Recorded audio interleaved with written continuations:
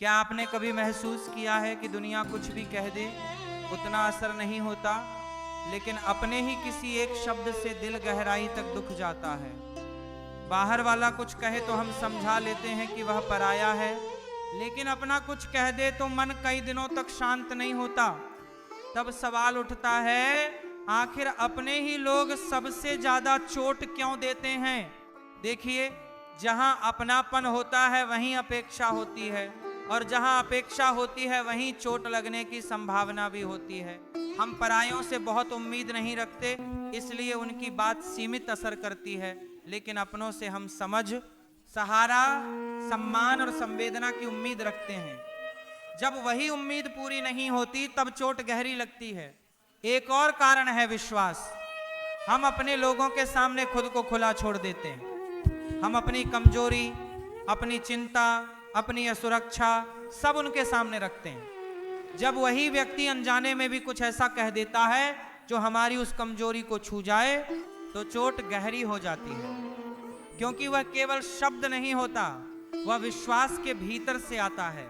कई बार अपने लोग जानबूझकर चोट नहीं देते, वे अपनी थकान, अपने तनाव, अपने गुस्से में कुछ कह देते हैं, लेकिन सुनने वाले के मन में वह बात स्थिर हो जाती है।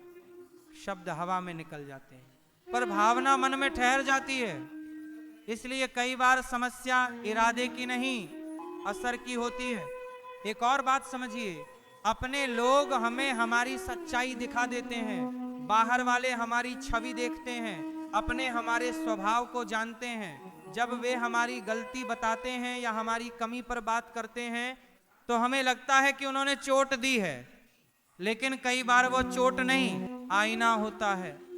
फर्क बस इतना है कि आईना देखना आसान नहीं होता। अब एक गहरी बात सुनिए, चोट सबसे ज्यादा वहीं लगती है जहां लगाव सबसे ज्यादा होता है।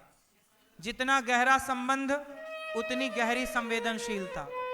इसीलिए अपने ही लोग सबसे ज्यादा चोट देते हैं, क्योंकि वही हमारे सबसे करीब होते हैं।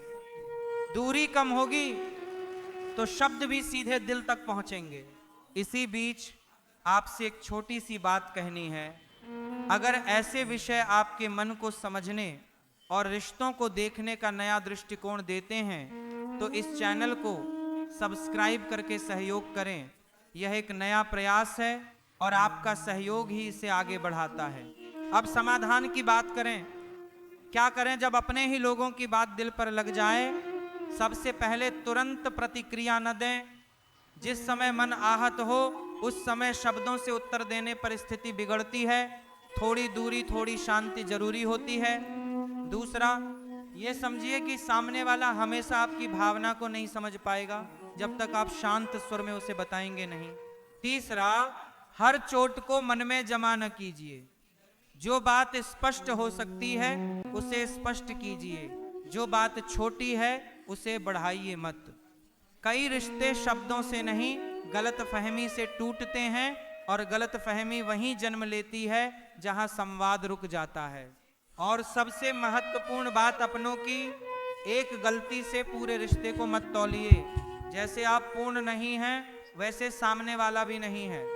रिश्ते पूर्णता से नहीं, सहनशीलता से चलते हैं।